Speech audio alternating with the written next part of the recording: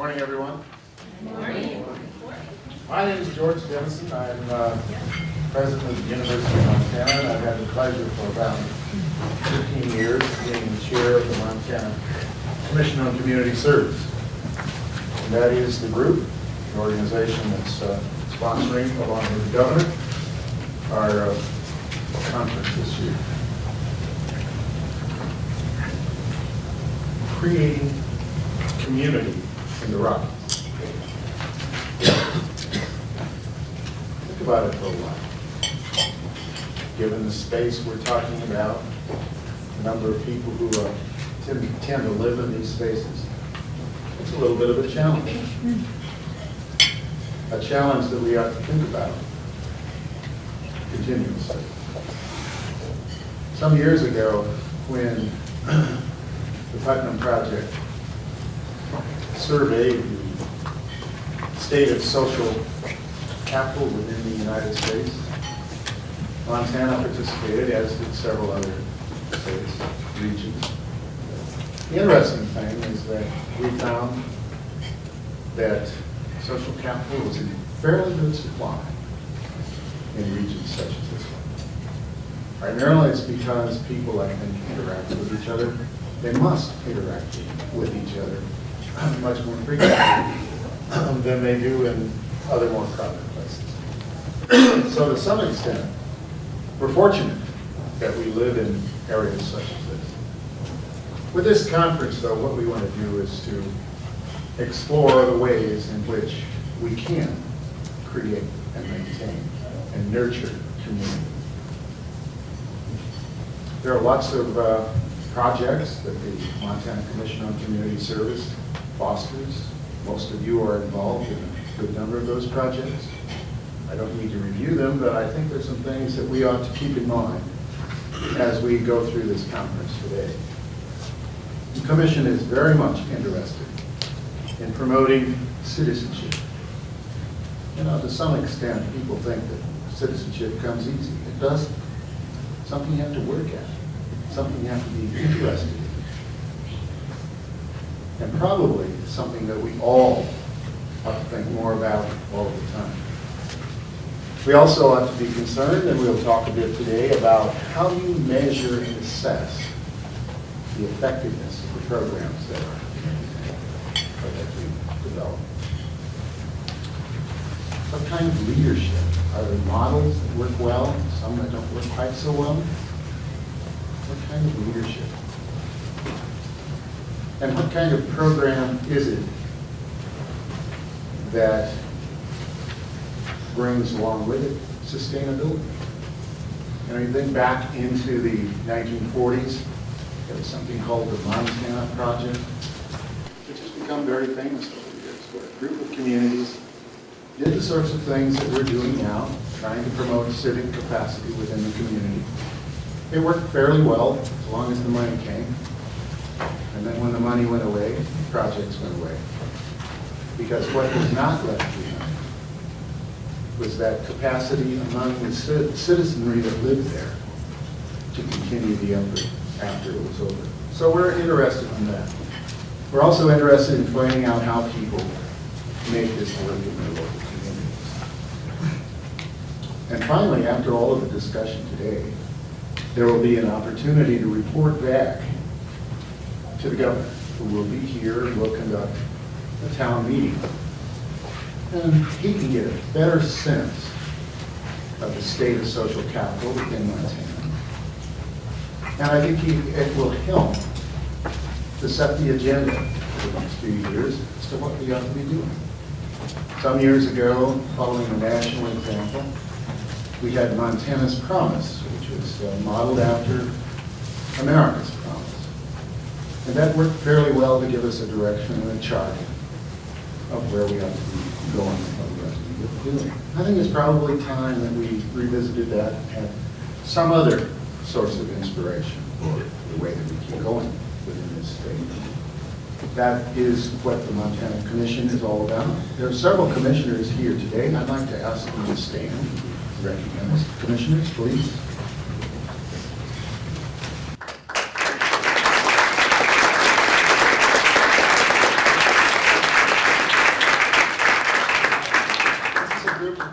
all across the state, they meet regularly and review the state of social capital and the state of civic engagement, and try to promote activities that will make that work. And I think it is working fairly well. Every year, something like $2.5 to $3 million comes in to support this kind of effort across the state. One of the issues that keeps coming up, almost from the first meeting of the commission until today.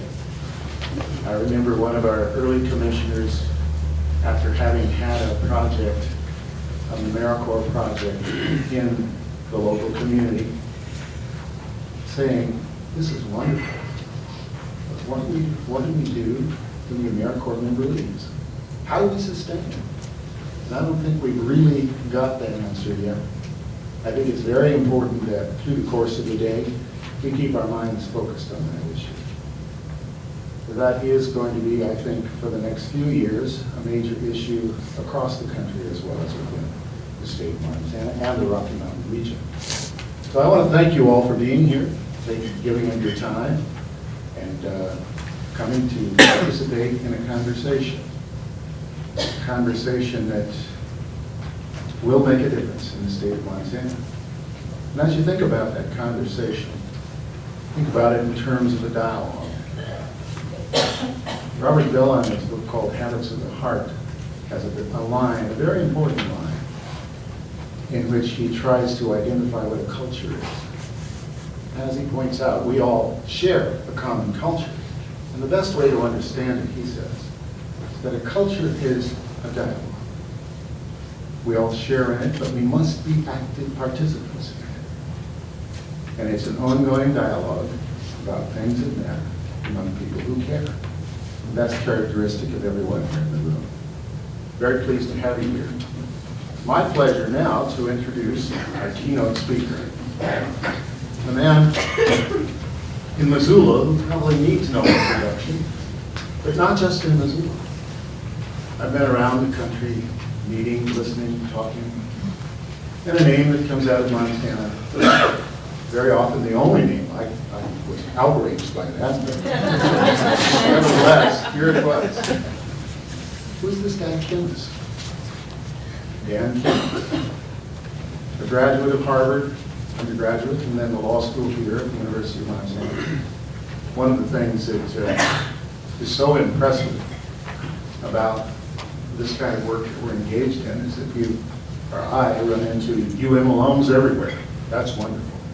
But Dan was a graduate of our law school, then he went into the legislature, served a few years there, became Speaker of the House, and then decided he needed to go back to the roots. So he left the legislature and came back and was mayor of the city of Missoula for several years. During that period of time, probing what it means to be active in politics in a community such as Missoula. A couple of books he wrote that reflects on that experience, Community and Politics of Place. That book caught the attention of people around the country. And then The Good City and the Good Life. He has a number of articles that explore this theme in greater detail. After having served as mayor for several years, he wanted to move to yet another platform, so he accepted the position as director of the O'Connor Center for the Rocky Mountain West,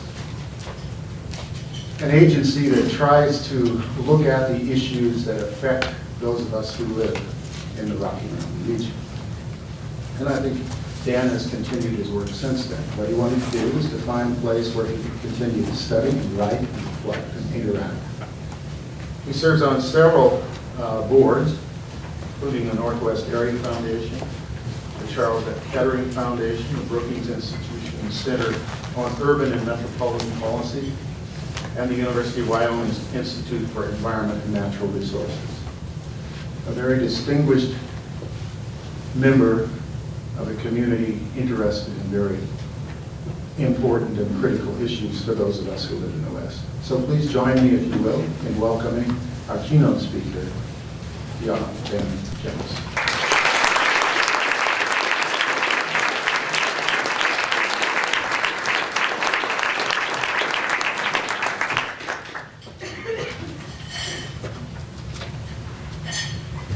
Thank you, President Dennison, for that very gracious and thoughtful introduction. And you got a real taste of why George Dennison has been so important to the University of Montana and to the state of Montana. That a lot of chief executives opening a conference will do it without giving a tenth that amount of thought and attention to the subject matter.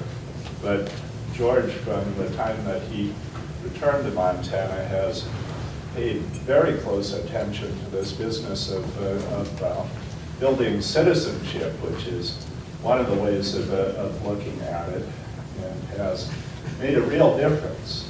And it's a privilege to be introduced by him. It's a privilege to be part of this conference, and I'm very much looking forward to the program. It's an outstanding program that has been put together here, and part of my feeling is that one of the best things I can do is to get out of the way and let it happen, and I'll do that actually fairly soon. In the meantime, I think maybe that one of the best ways for me to add value to this outstanding conference is to help put the conference and the work that is going on here in a somewhat larger context. And I want to do that in two different ways, to try to suggest ways of putting it in a larger context, both geographically and historically. The geography is already taken care of to a certain extent by the organizers of the conference, and I want to congratulate the organizers on raising our sights a little bit beyond the borders of Montana and entitling the conference "Creating Community in the Rockies." The first presentation that will follow my remarks is by a neighbor of ours in Colorado, where Colorado College, again under the leadership of a dynamic president, has taken on a new challenge. Colorado College, for the last 2 or 3 years now, has been developing a State of the Rockies report card, and I'm very much looking forward to Brian Hurlbut's presentation on that. The State of the Rockies report card is just one more in a steadily expanding list of region-wide efforts that we see going on in the Rockies. And it's really fascinating to me what this is all about. Every year there's something new at this regional scale. And so I was delighted when I saw Colorado College coming forward and adding one more voice to that regional dialogue. Just to give you a little bit of a glimpse of what else there is on that landscape, the University of Colorado for many years has provided us with the Center of the American West, where Patty Limerick and Charles Wilkinson have done outstanding thinking about and writing about the Rocky Mountain West. There are a number of other centers like that at universities around the West. Something is going on, and part of the dialogue that I hope we can have today is not only about community at the scale that we usually think of community, which is sort of what the Missoula scale, the Great Falls or Kalispell scale, but also community at a different scale, community at the scale of the Rockies. I want to return to that theme a little bit later on. Our own center, the O'Connor Center for the Rocky Mountain West, is just one of that growing list, and again, I have to thank President Dennison for his support of our center's work. One of the things that always kind of puzzles and amuses me is that very often when people refer to the Center for the Rocky Mountain West, if they don't quite know what it's all about, they leave out the "the." So they say Center for Rocky Mountain West. And you can tell that what's going on there is they're sort of trying to figure out what is this all about, and what eludes them is the idea that there might be something called the Rocky Mountain West. Well, the more of these centers and institutes and report cards we have, the more clear it becomes that we really are beginning to create a regional community. And I want to return later on to talk about a very specific way that the West is talking about creating community, namely through the possibility of creating a Rocky Mountain regional presidential primary. But let me come back to that and turn now from the geography to the history. One of the great prophets, if you will, or seers of the Rocky Mountain West was Wallace Stegner. And Stegner, through his writing, held the West up in front of itself, helped it to see itself as a region. He did that in a lot of different ways. I think one of the most important things about Stegner's writing is that he was always so honest. He had no interest in flattering the West about itself. What he was interested in was the West getting real and honest about who we are, what challenges we face, what mistakes we've made, what possibilities we face.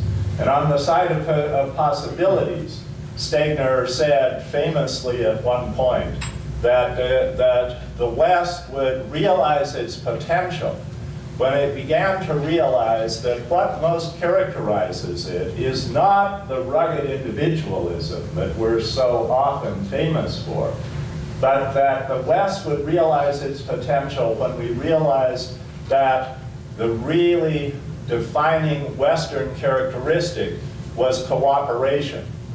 Well, when Stegner said that, you really had to look pretty hard for any visible signs of cooperation across the West. You saw it at small scale still, within small towns and so on. But the larger politics of the West had become a very divisive, antagonistic, adversarial way of going about things. And to a large extent, it still is. But something has begun to change, and it has begun to change at the same time that the West is becoming more aware of itself as a region. Let me go a step further back. One of the books that Stegner was most famous for was a biography of John Wesley Powell. Powell can be thought of as another prophet for the West. Powell, for those of you who don't know, was a great explorer. He led the first raft expedition down the Green River and the Colorado River, a wild ride indeed, when you never knew what was going to be around the next corner.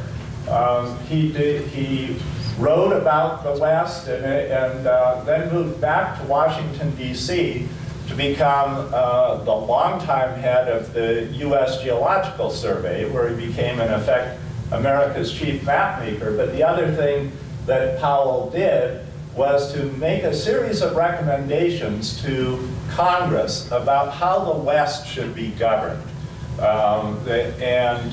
Those recommendations are still well worth looking at. For one thing, he foresaw that the homestead policies that we had put in place in this arid country were asking for trouble.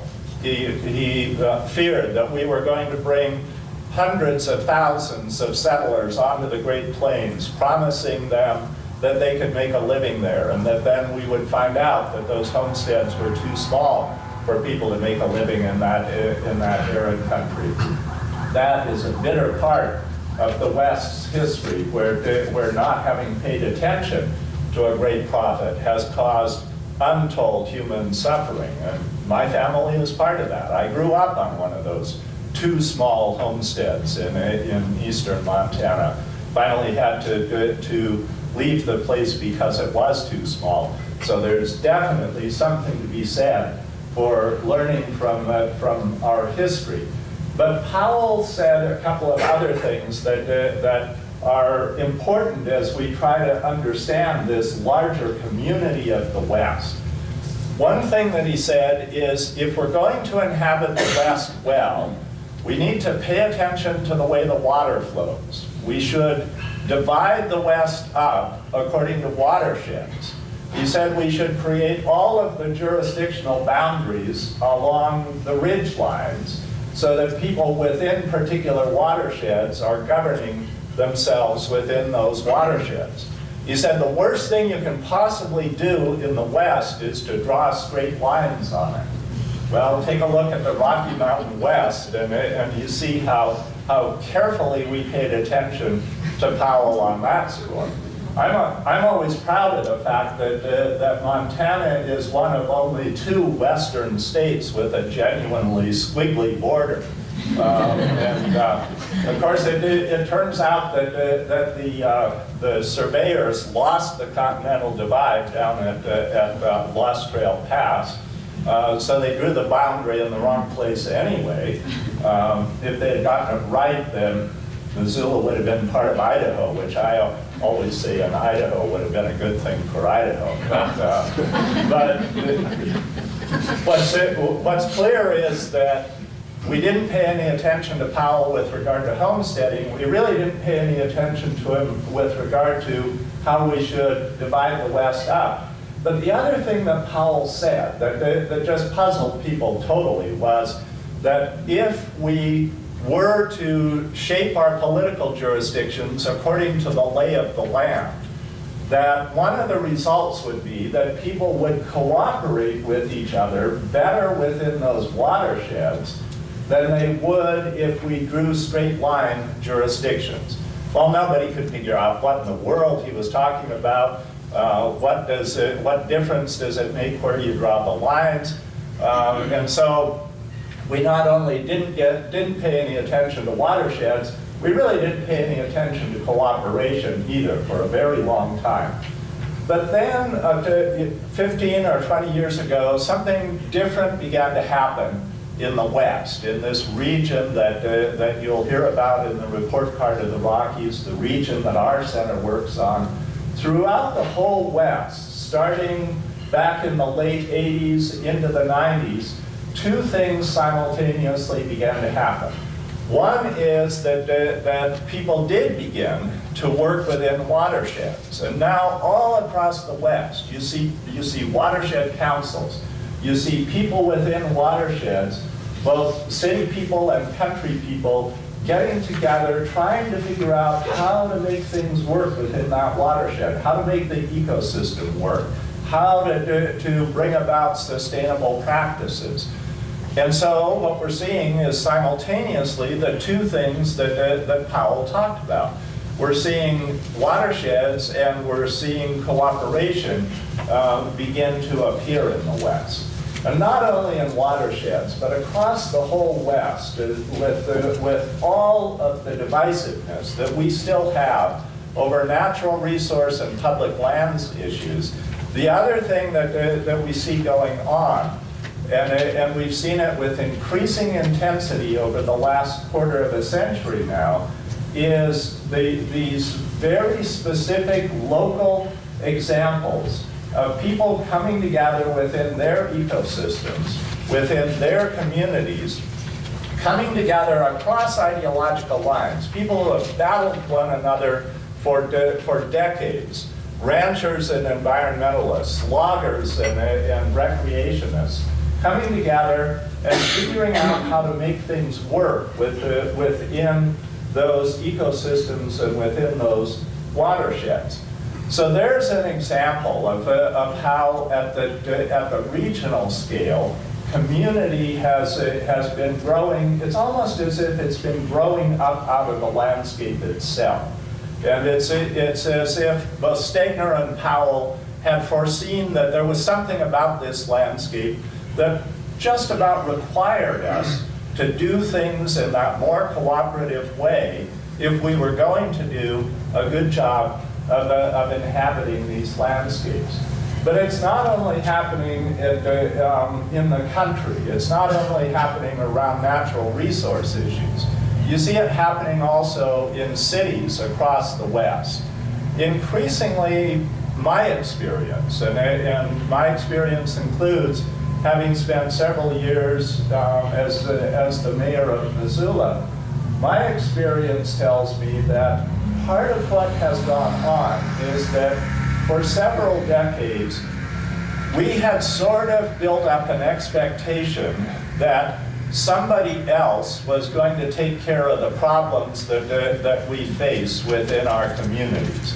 Either the somebody else was going to be the national government or maybe the state government, and that they ought to take care of whatever the challenges were that we were facing, whether they were challenges of land use, of clean water, of clean air, of transportation.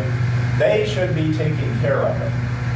And I think what has happened is that gradually we've come to the recognition that they are not going to take care of it. That if it's going to be taken care of, that we in our communities have to take hold of things and make things work. And the great pleasure of being mayor of a place like Missoula is watching people do exactly that. Watching people come together, again, across ideological lines, across religious lines, across party lines, and sit down and figure out how to make things work. And I want to say right away, we never get there, of course. There's always something more to figure out. And in any given community, there are always ways that you have fallen short, and that's certainly the case with Missoula.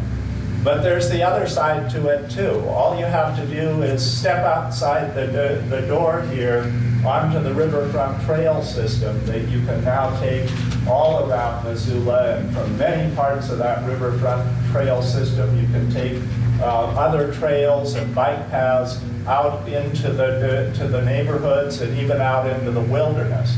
That's something that didn't exist 20 years ago in Missoula. It's something that the government has had a fair amount to do with, but the government by itself could never have made that happen. It could never have happened except for the phenomenon of intensely involved citizenship, where people have come together and said, here's something we want to do together for our community, and they've made it happen. You can go to Boise, one of the most conservative states in the country, where the idea of government involvement is very suspect. The people of Boise here about 4 or 5 years ago got together and passed an open space bond issue to protect the foothills around Boise, and they're working together on their riverfront trail system. You can go to Denver, where the people of Denver have come together and have begun to rebuild downtown Denver, so that downtown Denver is now one of the liveliest cities in the country, with more and more people moving into downtown Denver and living there. You can go to Salt Lake City and ride the light rail system. Who would ever have imagined 20 years ago that Salt Lake City would have a light rail system? Now these phenomena are not particular to the West, and I don't need to argue that they are. But I do want to say that there's something particularly Western about the way that we go about many of these things, and being aware of our Westernness being aware of the historical forces that move us in the direction, I think is advantageous. And I think it's one of the advantages that we can get from a conference like this where we focus on the larger region. Here in Montana, this kind of thing is happening in a remarkable way. Just in the last 2 or 3 years, for example, we have seen efforts like Leadership Montana, and we'll hear, I hope, from Bruce Wittenberg a little bit later about the background of that and what that's all about. Basically, what I think it's all about is building citizenship in Montana and cultivating citizenship. We've seen the same thing at the university level with the Shared Leadership Initiative, where there's a recognition that the universities and the university system has a very strong role to play in providing institutional leadership in Montana. Our center and several others have been involved in something called Montana on the Move, where we have worked with community leaders across Montana, and we have seen just an intense interest in those community leaders in figuring out how to make their communities work better, and then how to bring those communities together so that Montana as a whole can work better. And later you'll hear about some of those civic activities like the City Club here in Missoula or Hometown Helena. And this conference is another example of this historical movement in the direction of revitalizing citizenship. So historical change is happening. The West, in fact, is realizing itself in the way that Stegner talked about, and it's realizing itself through very individual action, through community-wide action, and now increasingly through action at the regional scale itself. So in closing here, let me just shift gears from that historical perspective and raise a question of what good does it do to know that something of historical significance is happening? It may be interesting, but what difference might it make in any of our lives? Well, let me suggest just 2 or 3 ways in which I think it might make a difference. One is that I think it can simply be encouraging to each of us as individuals. Any one of us as an individual, when we decide to get involved in some community activity, we always have to ask, is this really going to matter? Does it really amount to anything? And we wouldn't be human if we didn't have some of those doubts. I think one of the advantages of having a little bit broader historical perspective and seeing that there's something bigger going on here that our smaller individual efforts can be a part of, that can give us hope. We're not whistling in the wind. We're actually going with the current. We're rowing with a historical current here. So there's a way in which we can simply be encouraged. We can take heart from knowing that there's something bigger going on. And then when we come across somebody who's wondering, should they start another initiative? Should they do an open space bond? Should they do this or that or the other thing? Then we're in a position to say, yeah, go for it. Because the odds are pretty good that you're going to find people ready to pick up on your idea and ready to go along with it. The other thing that I think we can gain from this kind of reflection is that at least some of us can begin to think about taking this community building work to scale. And what do I mean by that? Well, I mean a couple of different things. One, that I think we should take it to the regional scale. And in doing that, I think we need to get a little bolder about taking this phenomenon into the political arena. So let me talk about those 2 things, and then it'll be time to get on with the rest of the program. taking this community building effort to scale at the level of the Rocky Mountain West now faces what I think is a really intriguing possibility, and that is we're beginning throughout the West with leadership from the Western Governors Association and others, a discussion about the possibility of a presidential primary where all of the Rocky Mountain states, or as many of them as possible, would hold their presidential primaries on the same day. Now, what difference would that make?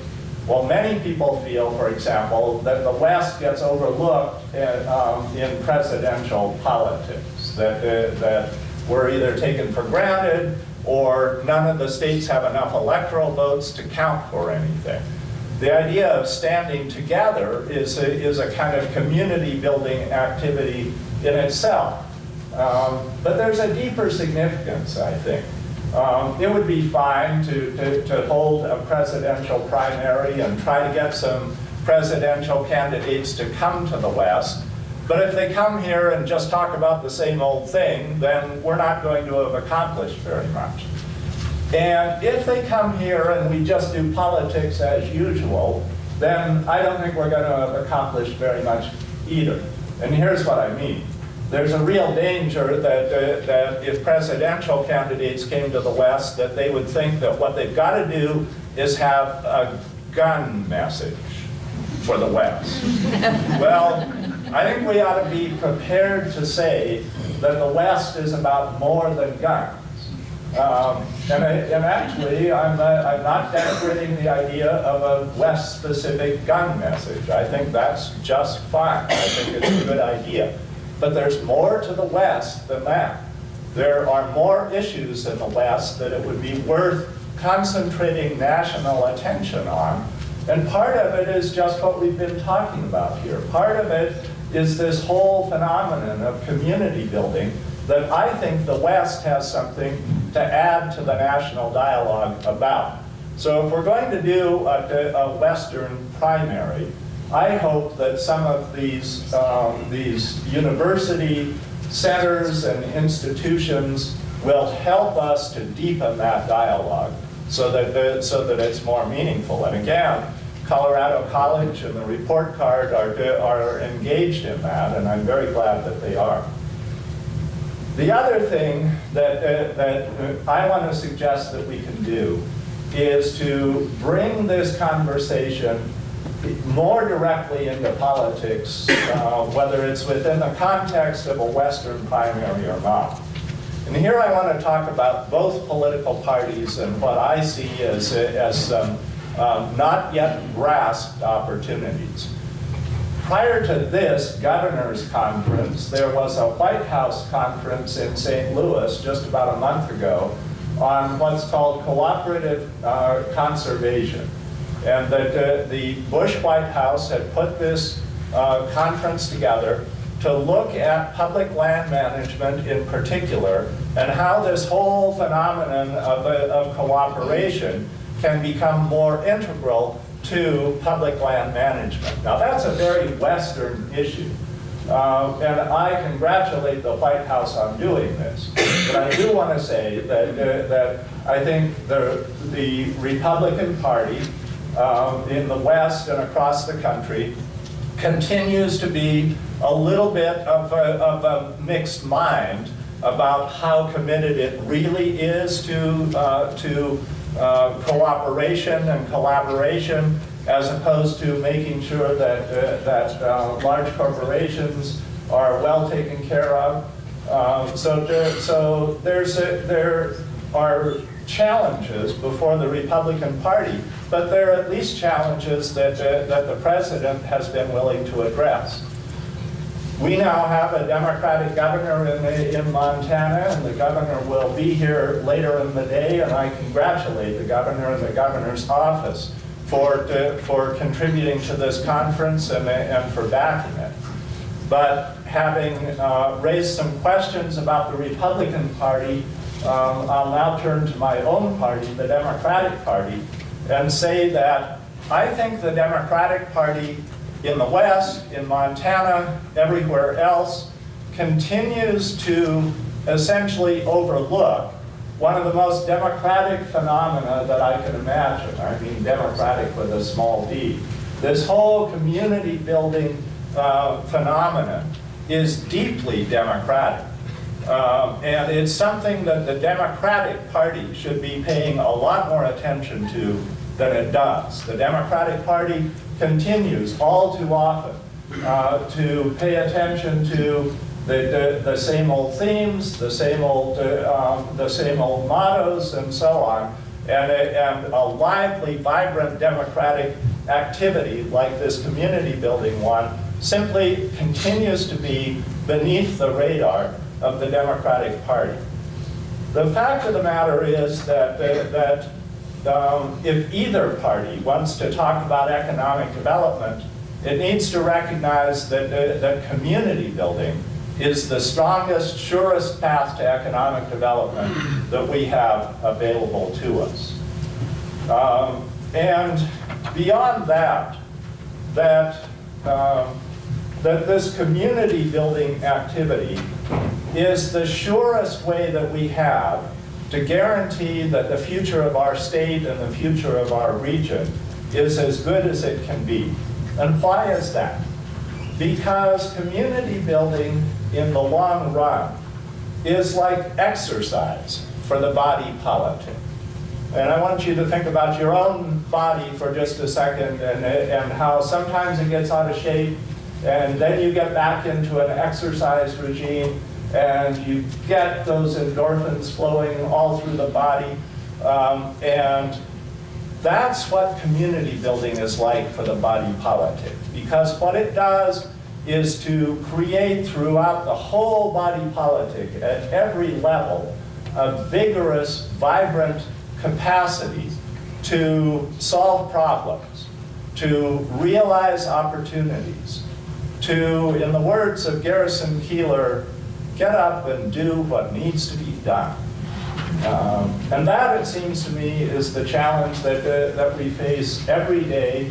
It's the challenge that I think motivates many people to be here